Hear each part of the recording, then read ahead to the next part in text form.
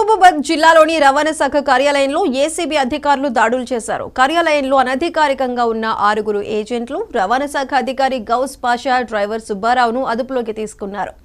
ఏజెంట్ల నుంచి 45,000 నగదు, డ్రైవర్ నుంచి 16,500 నగదు, లైసెన్స్లు, రెన్యువల్స్, ఫిట్నెస్ కు సంబంధించిన కాగితాలను స్వాధీనం చేసుకున్నారు.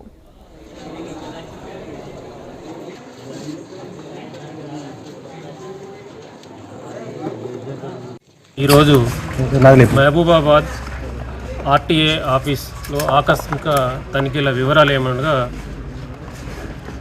మహబూబాబాద్ ఆర్టీఏ ఆఫీస్లో గత కొద్ది రోజులుగా అనేక అవకతవకలు జరుగుతున్నాయన్న ఉద్దేశంతో గౌరవ డీజీ సివి ఆనంద్ గారి ఆదేశాల మేరకు ఈరోజు ఆకస్మిక తనిఖీ చేయడం జరిగింది.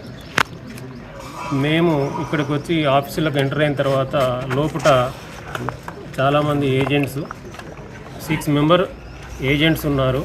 వారి చేతుల్లో కాగితాలు, లర్నింగ్ లైసెన్స్ కానీ, ఫిట్నెస్ సర్టిఫికేట్ కొరకు కానీ, డ్రైవింగ్ లైసెన్స్లో కొరకు కానీ తీసుకొచ్చినటువంటి అప్లికేషన్స్, అలాగే డబ్బులు దొరికినాయి. వాస్తవంగా రూల్ ప్రకారంగా లోపలికి ఎవరిని ఎంటర్టైన్ చేయకూడదు. ఏదున్నా కూడా కౌంటర్ల ముందు ఉండే తీసుకోవాలి.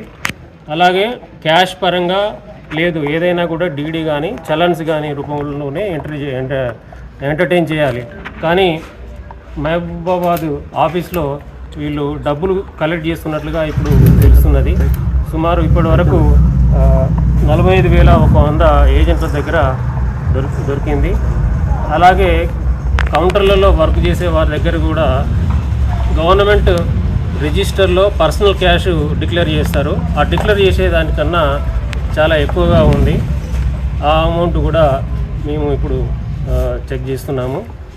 అలాగే డిటిఓ గౌస్ పాషా గారి డ్రైవర్ అయినటువంటి సుబ్బారావు ఆయన దగ్గర 16,500 రూపాయలు దొరికాయి. అలాగే కొన్ని బండి పేపర్లు, కీసు దొరికినాయి. అతను కూడా మరి ఎందు గురించి పెట్టుకున్నాడు అని విచారిస్తున్నాము.